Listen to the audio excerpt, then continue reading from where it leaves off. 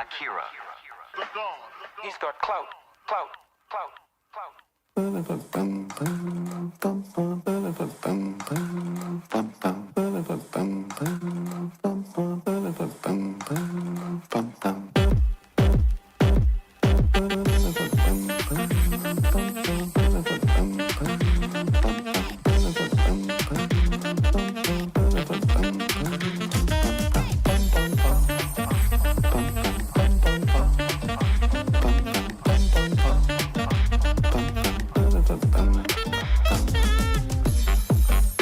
Here we are. It's the beginning of another great day. A sunny summer day. It's the best day for you know what.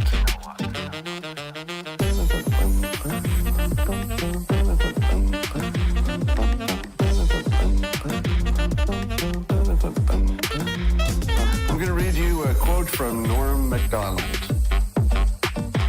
And he says this: the idiot sees the world as good versus evil. The cynic sees the world as evil versus evil. The truth that no one seems to be able to see is that the world is, and always has been, a battle of good versus good.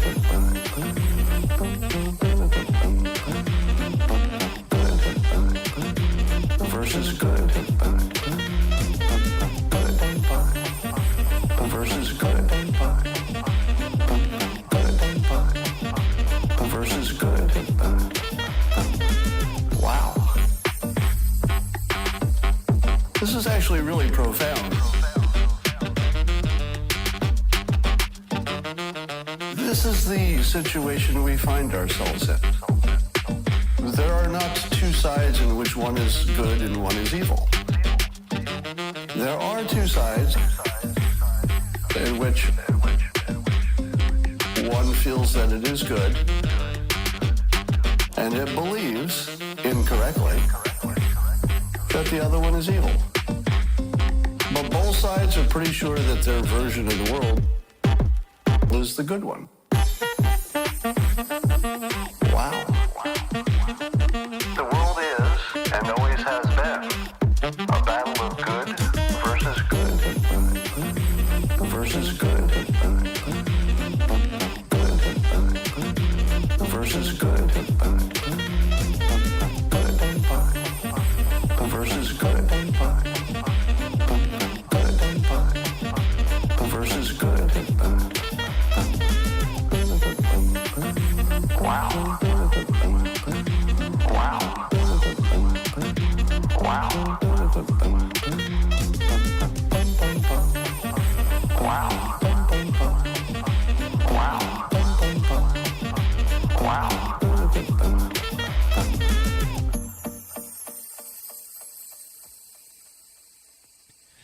I feel like shit. Monday, happy days. Tuesday, Wednesday, happy days. It's just one of those happy days. The weekend comes, let's not go home. It's just one of those days where you don't wanna wake up.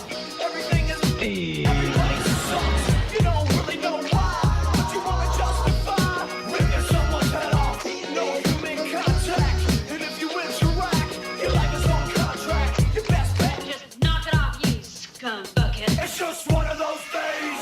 It's just one of those. Happy days. It's just one of those. Happy days. It's just one of those days. The weekend comes, let's not go home. Ready to make stand. It's just one of those days, feeling like a freight train. First one to complain, leaves with the bloodstain. Damn right, I'm a maniac. You better shoot, cause I'm fucking up your program. And if you're stuck up, you just locked up. Next in line to get fucked up. Your best bet is to stay away, motherfucker. It's just, I'm losing my cool.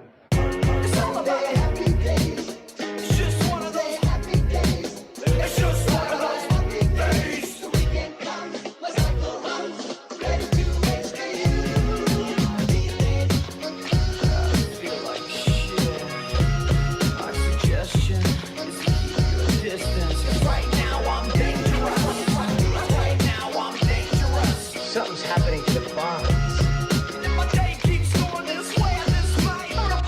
one so you'll stop playing games. Give me something great. Give me something great. I hope you know I pack a chainsaw. A chainsaw. A motherfucking chainsaw. What? So come and get it.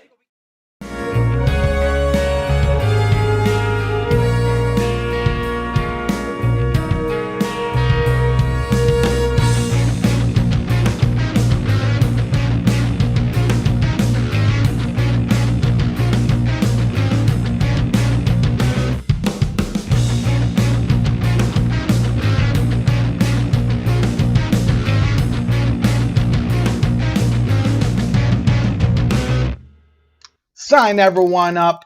It's a little bit later today, but we're still getting signed up. It's still Saturday, so you know it's Sign Me Up Saturday. Like I said, had a few errands to run this morning. Hopefully the volume's working well. Testing things out. It feels like we're getting a little bit better at this each week. And we have a lot of news to talk about today. Let's pull up the itinerary. While we're doing that, we're going to talk about the giveaway that we have going on. So if you've been paying attention to the last few episodes, we did an unboxing of the XFL trading cards. And what we did is we completed our box set, and we have a couple piles of duplicates. So far, this is the big duplicate pile, and we have a couple other ones here. If you want to get in the giveaway, well, it's fairly easy. All you need to do is like, comment, and subscribe. If you're already subscribed, if you like and comment on this video or any other video, it counts as another entry. So, hey, like I said, we're having a little bit of fun today. A little bit late, a little bit disheveled, but I think ultimately we're going to have a good time. So far, like I said, I don't think we have any issues with the volume. Everything seems to be coming through, but if you're seeing something different, hearing something different, let us know down in the comments. But before we get started, let's get signed up on the count of three. 1, 2, 3. Oh yeah, sign me up. Welcome to another edition of Sign Me Up Saturday. I'm your host, as always, the referee, representing the number one source in XFL news. That's XFL Newsroom, brother. We're having a good time, and we're talking about the return of sports as well. We got a lot of things going on. We're going to be looking at, what's the capacity? We last week we spoke about, Governor Greg Abbott of Texas talking about allowing fans to come to sporting events. Well, we're going to talk about the capacity there. We're going to talk about what the NBA is planning to do in regards with fans. The MLBPA has proposed as a number of games for a season. We're going to see where we're at there. There's, the MLB, I don't know if we're going to see some baseball this year. It's very back and forth. We're going to talk about what's going on up in Canada, at least what they're trying to do to get the NFL up there as one of their hub cities, looking at some CFL news. And as always, we're talking about all the latest in the XFL. We're talking about Shawn Oakman. Why did he get cut by the Wildcats and then furthermore come back to the team? We're going to look at, how the XFL kind of wrote the playbook with everything that's going on, and look at the number of entities, the number of parties, the number of interested bidders that are looking at maybe jumping in and picking up the XFL for a third time. Like I said, it's a good week. It's a great week. It might even be the best week ever, right? Granted, it's a little bit out until August, early August. That's all eyes need to be on early August. That's when we're going to know a couple things. One, if the XFL got bought, and two, by who. We might not know if it's going to be returning or when it's going to be returning, but we will at least know those details early August, around the 7th. So stick with us. We got a little bit, a month and a half away, but I'm sure some more news will be coming out in between now and then. So you know what?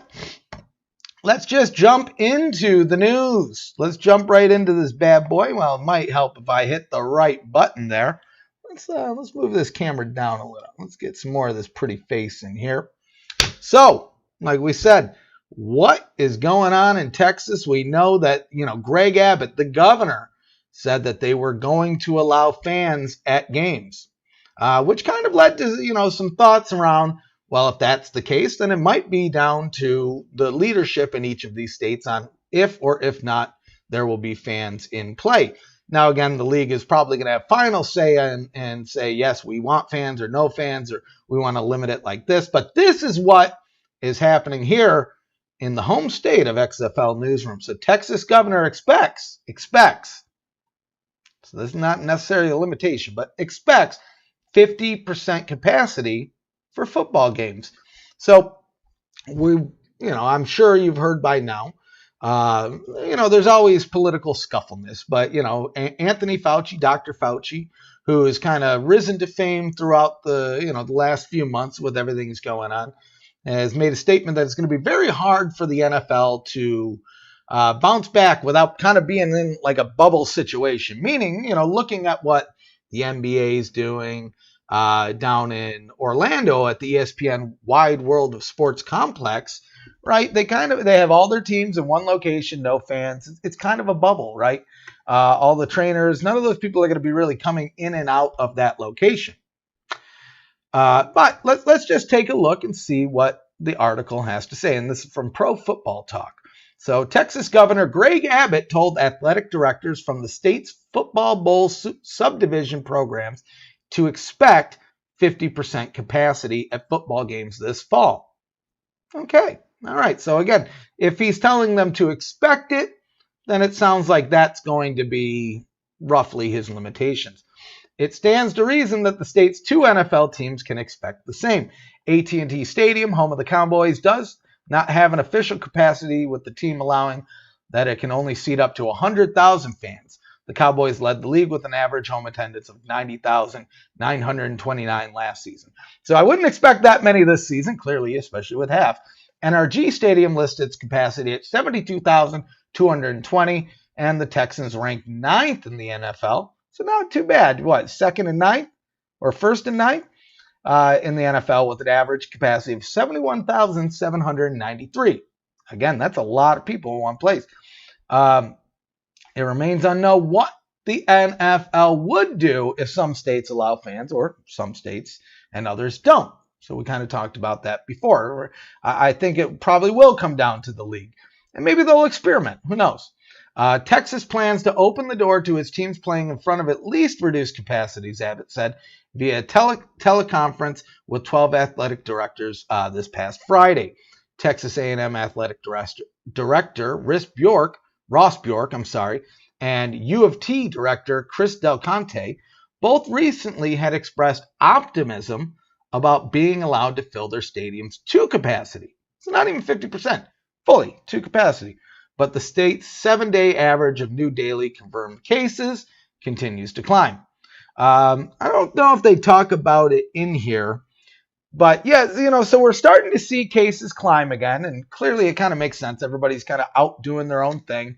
But the one thing I'm not sure if we have seen, it's kind of spotty reporting on this, but it seems like the mortality count isn't rising. Not to say that it's good either way. Right. I wouldn't want it, so, but it's hard to say. It's hard to say what's going to be going on here. Let us know what you think in the chat. If, let's say, sports come back this fall, they're playing in a location that you're at, tickets are available.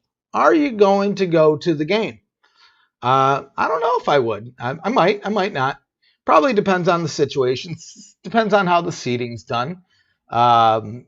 Depends on the game too, right? If you have some really good tickets to, a playoff game, maybe. But let us know. Let us know down in the chat. Let us know down in the comments below. Sign you up, right? So that's at least what is going on in Texas right now. We have a lot of time before we can even start considering these things. When you look at, MLB,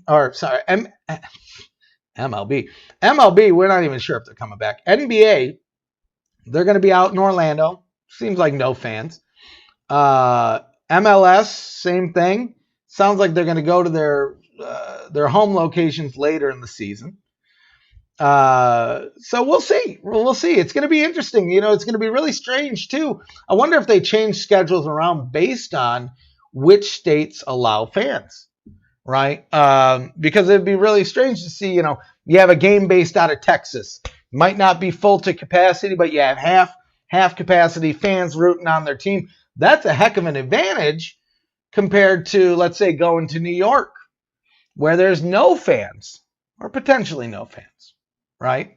You have the advantage of being home, but you don't have the fans advantage. Yeah, I agree. You can't live in fear. That's why I was saying, if the CFL does come around, I'll probably go to the Grey Cup. Why the hell not? If they allow fans there, probably going to go to a Texans game this season if it does pan out. But let's see what the NBA's thinking fan wise. So the Players Association, the NBA Players Association, they're under the impression that no fans will be permitted to attend the NBA games for the entire 2020-21 season. So the remainder of it, right? So they're coming back. I don't know if it has the date in here, but I believe it's around the end of July 30th, July 31st. Were they the 17th? I can't remember who's on the 17th. We'll probably run into it. So Friday night, Kyrie Irving led a call that included 80 NBA and WNBA players and provided a platform for everyone to voice their concerns about the NBA's plan to return to action amid such, health and unrest per multiple sources. The first to report on the full breadth of concerns addressed on the call was the Athletics' Shams Charania. I probably butchered that name, so I apologize there, who outlined what a number of participants, including Donovan Mitchell, Carmelo Anthony, which Carmelo Anthony is even playing on a team anymore, CJ McCollum, and Dwight Howard had to say. In the middle of this list of concerns that center on the need to keep the fight for racial equality at the forefront of the conversation, the potential financial hit of not finishing the season, and the health injury risks as it pertains to all the stuff that's going on. In the same 4.5 months, players will have been off by the time play does potentially resume in late July. It's interesting, before we even go into this. So, I'm sure some players aren't going to play, whether it be for the health reasons or the other things that are going on politically in the world right now. But I'll tell you this, I'll be hard pressed to think that LeBron James isn't going to play this season. And I don't know, maybe this sounds harsh, but if LeBron James is on the court, you should be on the court too, right? That's the dude. That's your Michael Jordan. That's your Wayne Gretzky, right? If they're going to go out there and risk it, go out there and risk it. But again, this is their lives, their concerns. I'm not going to look down on anybody for whatever they do. That's what they do. And a report devoted entirely, almost entirely, I love journalism nowadays. It's very conversational, to the conditions surrounding a potential return to action this season. That is a major piece of news about the conditions under which the NBA could return. So we know about the effects of everything going on will almost certainly continue to impact the way the league operates beyond this season. And that may be true, right? We saw with other events in the past, it's not apples to apples by any means, but you look at the change of our world after 9/11, sporting events, right? Prior to 9/11, there wasn't necessarily metal detectors at every stadium, whereas I'm pretty sure there is now. And there's been all sorts of other changes as well. I think that is the case with this as well. Some may be merited, some maybe not. One of the things I think is going to be very difficult for them to maintain, at least one of the things I've read that different leagues are tossing up, is potentially taking everyone's temperature with, the little gun, the air gun thermometers as they come into the building. And maybe it was Dave Portnoy that was talking about this the other night on the news, and he was absolutely right. that is going to be the longest line in the history of lines. That's going to make it hard to get in and out of these games. Will that happen? I don't know. And again, it probably depends on the state, maybe even the city, the county. You know. So as of now, it seems like there's probably not going to be any fans at the NBA games this upcoming season. Again, it is going to be a little truncated season, mainly going right into the playoffs. But I really wish there was some fans there. It does add to the atmosphere. And if anything, you know, you're stripping out all sorts of weird advantages here. Because of no fans, we might even see some differences in the outcomes that we might not normally see. Maybe not. Maybe I'll go the exact wrong way. Could be. But you know what? I'm going to take a sip. So today we're out of Claw. We're out of the Bud Seltzer. So we're going old school. We're going with Bud Light. Tastes great. It's good for you. It builds morale. So we're going to take a sip of this. Then we're going to jump into some MLB news. Oh, yeah. So, and I'm sure we've probably missed some. Let's actually take a look. Let's take a look. Let's see what's going on. Before we even jump into what the MLB proposed, let's just see what's going on. That's not what I want to do. Let's take a look here. Okay, so all spring camps to temporarily close. So that's not good news. MLB teams will now train at home. Okay, all right. Okay. Oh, okay. So let's jump into this, and then let's jump into the other thing that I just saw. So the MLB Players Association proposed a 70-game 2020 MLB season. So last we spoke, there was kind of a back and forth. How many games were they going to play? And was the rate going to be prorated, 100%, 80%? There's a lot of back and forth. So let's take a look. This is from the 18th, which was Thursday. So this is Thursday, and we're going to take a look at the tweet that I just saw here. So it has been a decidedly good 2 days in the world of MLB negotiations.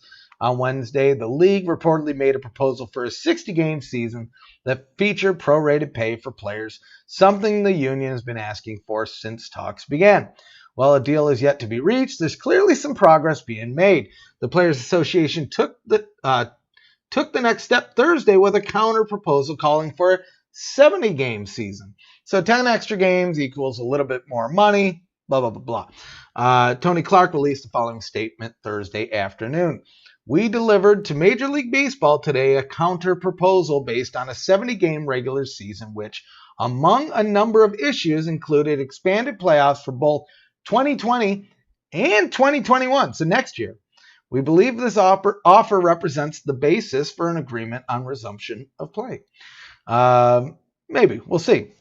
The union released another statement shortly thereafter, after some owners started speaking out against the deal anonymously in the press. Clark said it was unequivocally false to suggest that any tentative agreement was reached when he met with Commissioner Rob Manfred earlier in the week.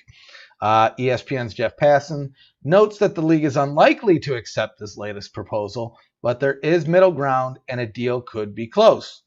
So Ken Rosenthal said Thursday afternoon that he expected a deal within 48 hours. So that would leave us like today. So we're going to look at some other news here, but let's finish this one up. So the Players Association's proposed regular season will begin July 19th. So that's where I was getting that 17th date from. It's close. So the 19th, so about a month away, and we'll wrap up September 30th. So here's some details. 70-game season, July 19th, September 30th. Went over that. $50 million in playoff bonuses. 50-50 split of new postseason TV revenues in 2021. They kind of rebound some of that money. Forgiveness of salary advance for Tier 1 to Tier 3 players.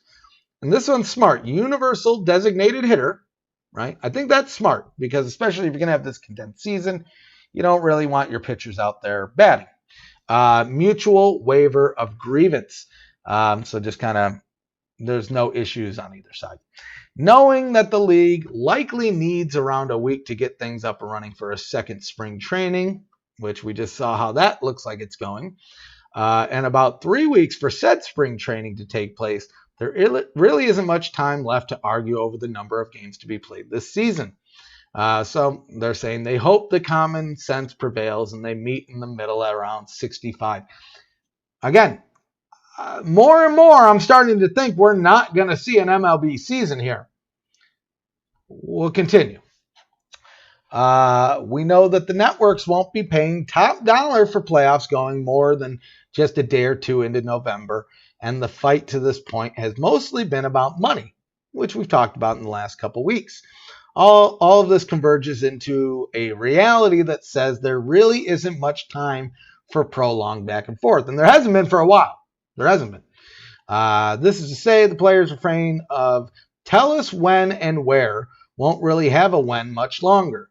This needs to happen within the next 2 or 3 days, or it might not be, or it might not be happening at all in 2020. We'll just say that. I don't know where they were going with that.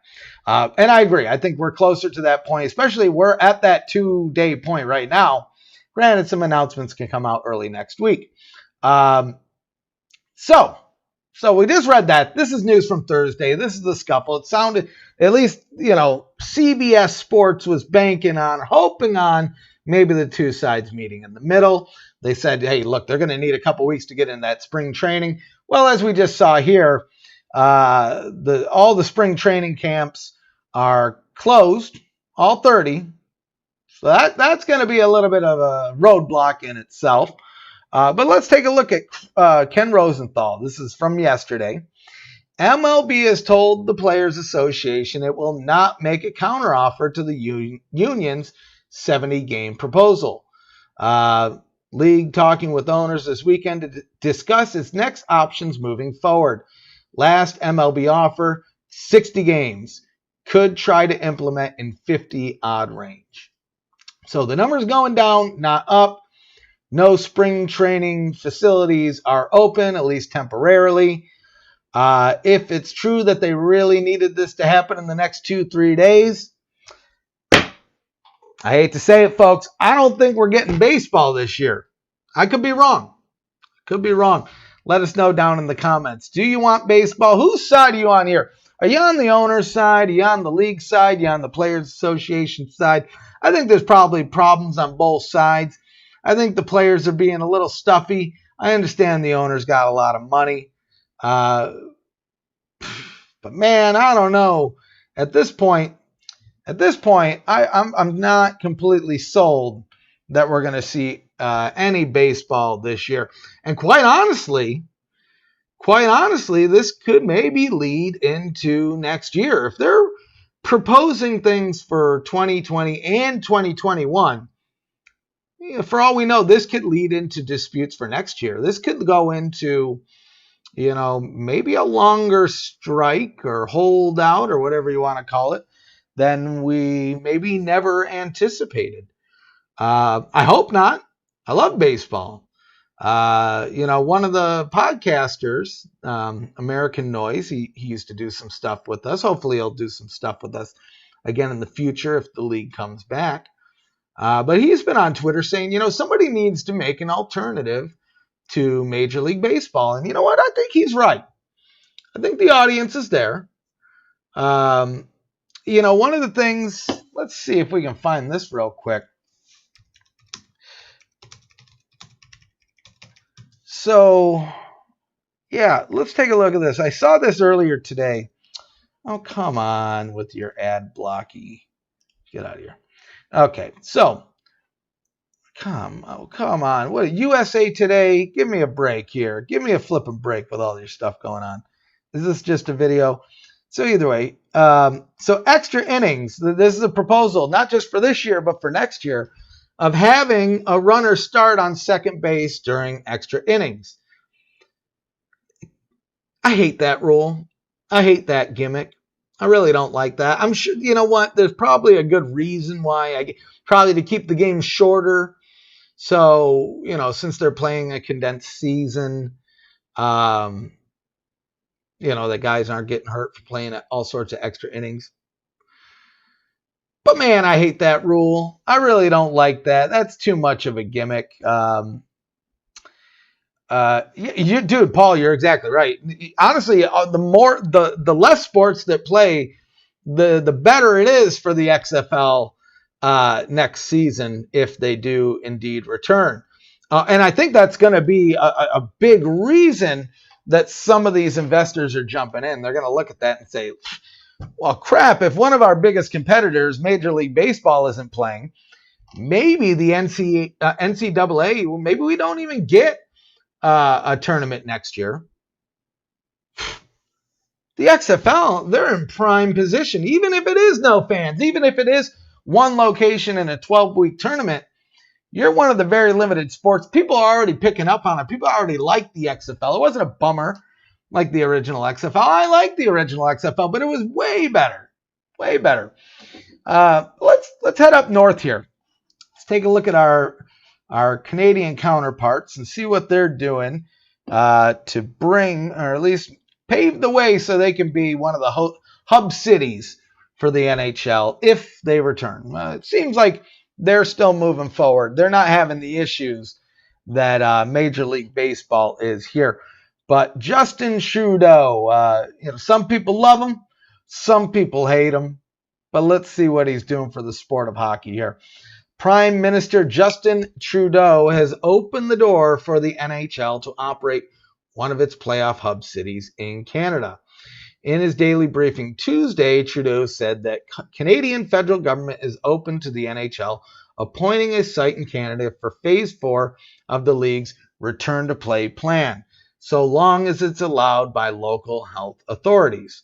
So again, if they wanted to do it in Toronto or Vancouver or Ontario, wherever it may be, Edmonton, I suppose, those cities, those local governments would have to have mandated that sports can be played, or maybe even gatherings if they plan to have fans. But it at least opens it up, opens the door. If Trudeau says it's good and the city or the local government says it's good, then, Bob's your uncle. NHL's back in Canada. And we know the Canadians, they love their hockey.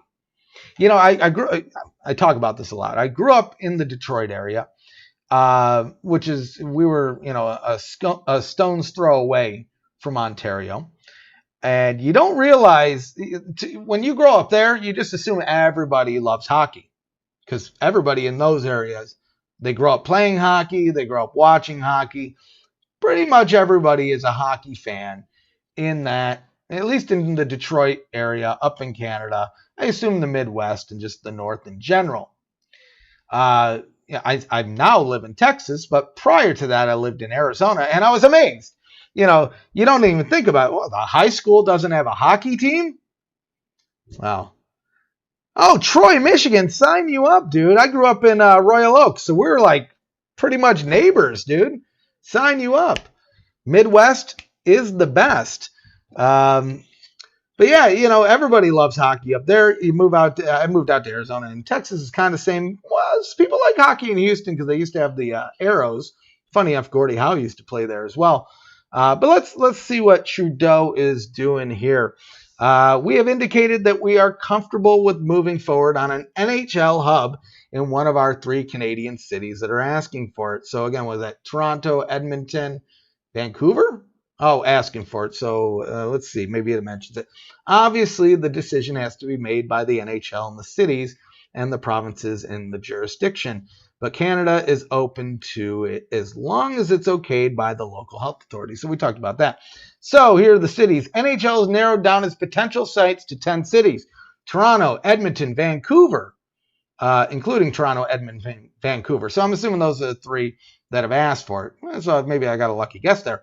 But Canada has imposed a mandatory 14-day quarantine to anybody traveling in from outside the country to combat everything going on. Trudeau's notion to work with the NHL came after he announced Canada and the United States had agreed to extend the current border restrictions on non-essential travel through July 21st. But I believe that falls in the timeline here. The restriction, and this probably talks about, however, has not prevented NHL players from traveling back and forth as teams reopen their practice facilities for voluntary workouts. Interesting. Las Vegas has been rumored to be one of the 2 hub cities, and that makes sense. Las Vegas is open. People are gambling. I don't know how the numbers are doing there, but people are willing to go out and do things, and I think that matters because money, right?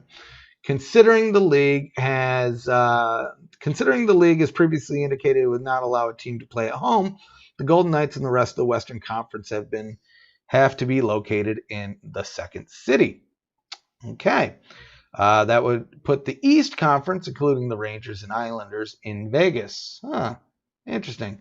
So, but if, say, Vancouver or Edmonton were chosen as the second hub for the Western Conference, that would complicate the league's hopes to stay away from giving its teams a home ice advantage, which I don't know if you'll get.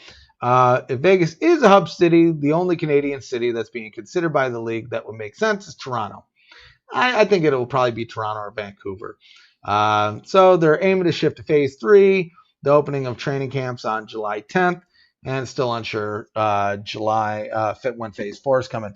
No, I didn't. I was supposed to go to Dondero, but my parents shipped me up to Kimball, and that I don't know if it closed. No, it didn't close down. They merged the schools. That's what I haven't lived there in a while, but I know shortly after I moved, I know they moved the Dondero into Kimball, and then Dondero is like a middle school now, I think. Let's see. T. Armstrong, what's up with the XFL? I got a spring league event coming up, trying to find out if they're going to be a source for players for the XFL. We don't know yet. We're going to go over some of the items. We're going to go over some of that here. We'll jump into it. Let's talk a little bit of XFL news. So, looking at the return, we've had a couple conversations. We've seen some more of the court filings come out, and I think the last we spoke, I don't know if we brought it up last week, but I know at least in the recent past we talked, there was at least 20 people interested in buying the league. At the time, there's some people still trying to fill out the NDAs. But now it looks like we have over 30 entities interested in the XFL, which to me, that puts them in a very good position. Again, I don't want to say that they're going to return next year, but I think it puts them in a very good position to return. And there is clearly a much larger focus on returning next year, just because of the possibility of not getting sports to compete against is very juicy, right? And you want to keep that momentum going. Granted, there's so many roadblocks that are going to be in the way, right? One, you got to find an owner.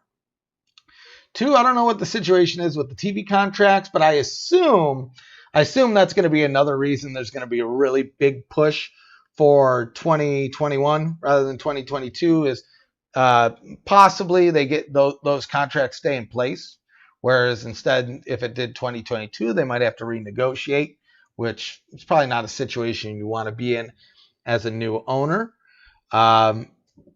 But as far as the 30 entities go, there's no names, right? But from what we've heard, there's a good number of them that are more than capable of picking up the ball, picking up the XFL, bringing it back for a third time. Again, that's not to say that it does happen. It's not to say that it happens right away. But it sounds like there's at least a good over half of them are more than capable to get the ball rolling there. What will the situation look like next year? The model being proposed, as we talked about, looks like they're going to try to target one city for all teams. There's been rumors on what those cities are. There's really nothing set in stone here. I think one of the rumors was Orlando, but I think it may, if it is Orlando, that'll be contingent on if Disney buys them. If Disney doesn't buy them, probably not. And we don't even know if Disney is trying to buy them. That's one of the names that's been rumored, but there's all sorts of names rumored. But if that happens, then that's possibly the case. It could be in Houston. We know that the University of Texas has agreed to keeping that lease open with TDECU Stadium and the Roughnecks. And then when you look back at the training camp, they held everything in Houston already. So maybe that's the play here. I Oh, yeah, I didn't even see your question, but yeah, that's what we're talking about now. So, yeah, if it is a 12-week tournament, the idea is going to be one city. Again, nowhere, we don't know where. One of the rumors, like we just said, was Orlando. The other one that kind of makes sense is Houston, like I said, because that lease is still in play. And that's, let's actually move to this article because we kind of talk about this a little bit. So the XFL wrote the playbook on, the stuff that's going on, the world after the stuff that's going on, right? And when you look at, what the XFL did with their training camp, they brought every team out here, all the coaches, all the executives, all the players, even the broadcast announcers, just to do all their test runs in one city. And, that makes a lot of sense. There's less travel, right? You don't have people bouncing back and forth. You have just one central location to kind of take care of everything. And now that's what it seems like at least 2021 would be. The goal would be to move back into their traditional markets, or maybe in some certain cases, new markets in 2022. My guess, like I said, just to kind of go back as to the where, here are the 4 names that I'll list. Here are the 4 potential places I could see. And it's just all based on things we've heard. The one, it could either be the least likely or the most likely, depending on who buys it. But it could be in Orlando at the ESPN Wide World of Sports Complex. Could be in Houston, just because we know at least that the University of Texas has agreed to keep that lease open, right? Meaning that if somebody buys the XFL, they will inherit that lease and have access to continue playing, but also paying the University of Texas. And you kind of add on to the fact that this is where they did their training camp. They seem to have a good relationship with the city and the mayor, Sylvester Turner. But as far as the other 2 places I could see it being possibly is just based on a couple things. One, attendance is, Seattle and St. Louis. Seattle and St. Louis could be maybe some of those options. Maybe we see a multi-hub city thing too, like the NHL is trying to do. So maybe we do get an East and a West thing. They would all technically be on the West, but you make your arguments there. And, the other reason I bring up St. Louis and Seattle is that there was reports that league representatives had reached out to those cities to do the same with those stadiums, to keep those leases open in the case that the XFL does get purchased during bankruptcy. So if that's the case, I think, we'll see. We'll know sooner or later. I would say, again, Orlando or Houston's probably the top 2 favorites here. And then secondary is St. Louis, Seattle. Probably because weather is another one. Whereas, Houston, Orlando, it's a little bit warmer. Both are open air stadiums as well. So is CenturyLink up in Seattle. Yeah, it's too cold. St. Louis would make sense, but man, tailgating out in that cold, maybe not. I don't know. But let's take a look at some CFL news, and we'll jump into our last story here. So last week we talked about what the deal is with the CFL. Are they coming back? What are their plans on coming back? How likely it is, timelines, things of that nature. We actually had a couple stories here. I'm just going to focus on this one. The other one's very opinion. It's basically going over the players, some of the executives being upset with Ambrosi, I guess the commissioner of the CFL. But we won't even jump into that. But I think this one sums everything up more than it needs to anyway. So the CFL slashes expenses as season hangs in the balance. So last week we talked about, the Grey Cup was originally supposed to be in Regina. Thank you for correcting me in the comments on that last week, Regina. But it seems like if it does take place, it'll take place in Hamilton. And 2 years from now, it'll take place in Regina. But as of now, there's really no step in either direction. But they've reportedly slashed some expenses here. That could be a good thing or a bad thing. But let's see what this seemingly very short article has to say. As the NFL pushes forward with its plans for the 2020 season, the CFL continues to be in limbo. The Canadian League has indefinitely delayed the launch of its season. Commissioner Randy Ambrosie has said that a shortened season could begin at the earliest in September. In the interim, Ambrosie has included himself in those who are taking a pay cut, so that's good, dropping his salary by 20%. Word of the reduction emerges after Ambrosie came under fire for unilaterally implementing a 20% cut to the football operations cap of all 9 franchises. Ambrosie said that he and the rest of the league's executive team took a 20% pay cut in April. So again, it remains possible that it starts. It remains possible that it's canceled. Not huge news.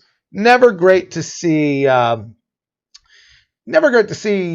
cuts. This one, I don't think we'll see the CFL this year. Maybe we will. But I'm starting to think it's getting closer to that MLB situation. Going to Paul's question here on if fans will be allowed, it'll probably come down to location.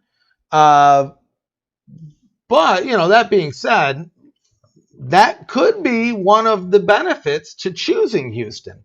Because, in our first story, we talked about Greg Abbott saying that he expects 50% capacity at NFL games this season. I would think the same could be applied to the XFL this fall. And then, that being said, I think, if it's in Orlando, it really all depends on what is happening in the world, right? I think it's a little bit different, especially if Disney owns it, because we see in the NBA, it looks like they're not planning on having fans, not to say that they won't. But I think that could be a very attractive reason for the XFL to choose Houston or Dallas or really anywhere in Texas as a central location, just for the fact that they would have the potential to earn some fan revenue. Because again, beyond tickets, you have merchandise, right? You have shirts, hats, hot dogs. I don't think they got much of the vendor money, but they have the potential to make money, even if it's 50% full, right? The Roughnecks did pretty good. I don't think there was ever a time that the stadium was under 50% capacity. So in that perspective, you could possibly get very sold out games, sold out, quote unquote, sold out. But yeah, I hope, and again, if it comes down to the league or the owners, it'll probably come down to who buys it. Unfortunately, I don't know if Disney ended up buying it. It could go either way. If an investment group buys it, they're going to want to make as much money as they can, right? They're not just looking at a programming aspect. They're looking at the revenue aspect. Who knows? Again, we could see 2 cities, right? I don't think we will. I think they're going to try to simplify as much as they can, because part of it's going to be a lot of it. I don't want to assume, but to assume after saying I'm not going to assume is that a lot of it's cost saving measures here, right? But either way, I'm hoping it is in Houston. I'm hoping they allow fans, even if it is 50% capacity. I know Texans are going to show up for football. There's one thing, that people talk about, death and taxes and guarantees. Football in Texas, that's one of those guarantees. You're going to have fans. You're going to have football fans at football games here in Texas. That's one of the great things I loved about the Roughnecks games. The tailgates were the best. I'm so glad that we had a chance to play Dallas before the season concluded. I wish we would have gotten that Thursday night game here in Houston, but just traveling up to Dallas and basically tailgating with all the same people was pretty awesome. So we're going to move into our last story of the day here. We went out of order a little bit, but mainly I think the chat helps dictate the conversation here. So earlier in the season, right, the Wildcats, they had their ups, they had their downs, mainly downs, especially earlier in the season. People were questioning Coach Moss. We saw Shawn Oakman cut, waived, come back on the team. Josh Johnson injured. The team lost the first couple games. They fired the defensive coordinator, Pepper Johnson, after the first loss. So there was a lot of people didn't know what was going on. Well, one of those stories, like we mentioned, was Shawn Oakman being cut and then subsequently being picked back up when the rosters were finalized. Well, he recently did an interview, and he explained kind of what happened during that situation. So, like we say here, at the time there wasn't much information on what transpired, but now, thanks to an interview with Cynthia Conte, we have a lot more details on what took place early in the season between Oakman and the Wildcats. So this is a quote. "It was on the field, but it was deeper than that.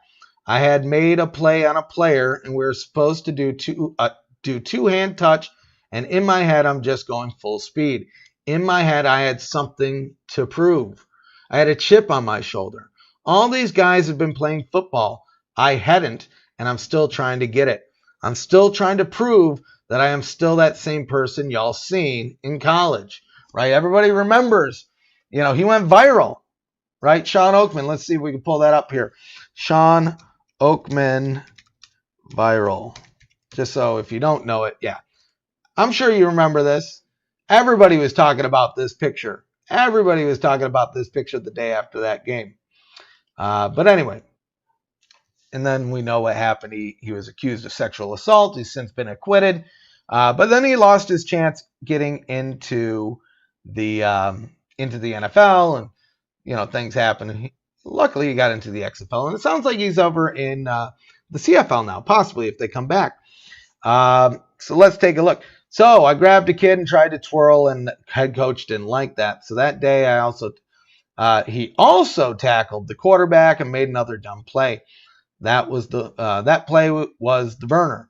Oakman goes on to say that Coach Moss didn't let him practice for the rest of the day, so he didn't like what he was seeing out there on the field. He later texted Moss and asked if he should pack his bags, and Moss responded, "Yes." So I don't know if you really want to call that a cut or a wave, but that's how they made it official. But that seems to have what went down. Coach got angry. It seems like Oakman maybe wasn't in the right space at the time, had some other things he was trying to prove. But as we know, it came out to be a positive situation. But let's see what he has to say. It was deeper than just that play that I didn't realize after the fact, because Coach Moss really thankful for him because as I was at the airport, I was blowing up his phone with I know what I can do. I was just playing fast, but I knew I couldn't practice that way.